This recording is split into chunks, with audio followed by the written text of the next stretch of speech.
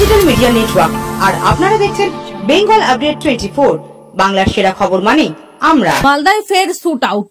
মালদার কালিয়াচক থানার মজমপুরে দুই গোষ্ঠীর সংঘর্ষে গুলিবিদ্ধ এক টোটো চালক। গুলিবিদ্ধ এই টোটো চালকের নাম আমির শেখ। তার বাড়ি কালিয়াচক থানা এলাকার গোপালগঞ্জ গ্রাম পঞ্চায়েতের পীরপাড়ায়। আমিরের পরিবার সূত্রে খবর, আমির আম নিয়ে গতকাল রাতে কালিয়াচকের দিকে আসছিল। সেই সময় মজমপুর স্ট্যান্ডে একেবারে রাজ্য সড়কের উপরে দুই গোষ্ঠীর ব্যাপক সংঘর্ষ শুরু হয়। তারই মাঝে পড়ে যায় আমির। আচমকা সামনে থেকে একটি গুলি, সেই গুলি লাগে তার একেবারে বুকে। মালদা থেকে সুহানা পারভিনের রিপোর্ট।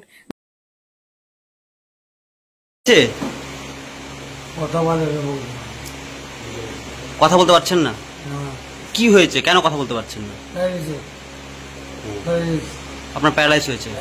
আপনার ছেলেকে গুলি লেগেছে? কে গুলি করলো? মজমপুরে করেছে। কটা গুলি লেগেছে আপনার ছেলেকে? একটা। কোথায় লেগেছে গুলিটা? অভিযোগ করছেন থানায়? কাদের নামে করছেন?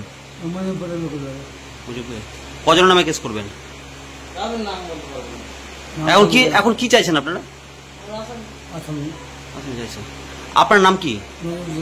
নুরুল শেখ। কোথায় গিয়েছিল আপনার ছেলে? আমের নিয়ে আসছিল। কোথায় আসছিল আম নিয়ে? ও কখন ঘটনাটা ঘটেছে? সাতটার দিকে।